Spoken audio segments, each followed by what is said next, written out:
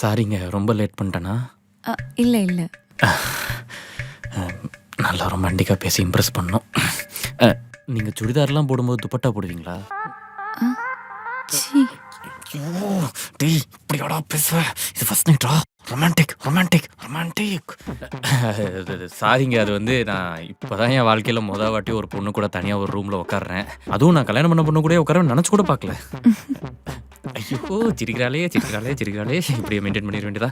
அதாவது நான் ஒண்ணு கேட்கலாமா? கேளுங்க. நீங்க ஏன் எப்ப பார்த்தாலும் காதுல ஏர்பாட்ஸ் வச்சுட்டு சுத்திட்டு இருக்கீங்க? இதுவா? அ அட அது ஒண்ணும் இல்லங்க. 27 வயசுக்கு அப்புறம் வந்து ஒவ்வொரு பர்த்டேக்கும் உனக்கு ஏஜ் பார் ஆயிடுச்சு, ஏஜ் பார் ஆயிடுச்சுன்னே மிரட்டிட்டு இருந்தாங்களா? அதான் யூத்ஃபுல்லாவே இருக்கேன்னு காட்டுறதுக்கு சில ப்ராப்பர்ட்டீஸ் தேவைப்பட்டுச்சு. அதுக்கு தான் இத யூஸ் பண்ணிட்டுருக்கேன். அது வேல கூட செய்யாதுங்க. சும்மா தான் காதுல போட்டு சுத்திட்டு இருக்கேன். ஆம். சரி. நம்ம ஒரு லிஸ்ட் எடுக்கலாமா? மொய் வந்த லிஸ்ட்டா? அது என்னங்க 3 பேர் தான் வந்து காசு குடுத்துருக்கானுங்க. மிச்சவெல்லாம் வெறும் மொய் கவர் வச்சுட்டு சாப்பிட்டு போயிருக்கான். அது எல்லாத்தையும் கொண்டு போய் மளிகை கடையில குடுத்து தான் காசு வாங்கிட்டு வரணும். ஐயோ! அது இல்ல. ஆ. இது வேற.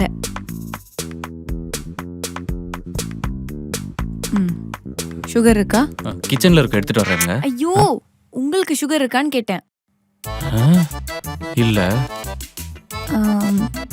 பிபி, கொலஸ்ட்ரால், ஆஸ்துமா ப்ராப்ளம் அந்த மாதிரி ஏதாவது? ஏங்க இல்லங்க. அப்புறம் இந்த டிபி, அல்சைமர் ப்ராப்ளம். ஏங்க சத்தியமா இல்லங்க.